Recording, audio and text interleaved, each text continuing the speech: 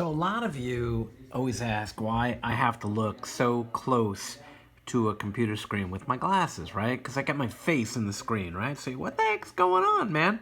So I want to show you, see if I can show you here. Here are my glasses. The top is kind of a regular glass, and the bottom is a bifocal. And right now, you can see here, my glasses are pretty close, right? They're like an inch or two away from the screen.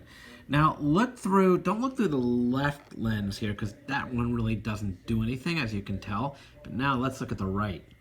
So see how that right lens, right, magnifies the text. And again, look how close my glasses are to the screen here, right?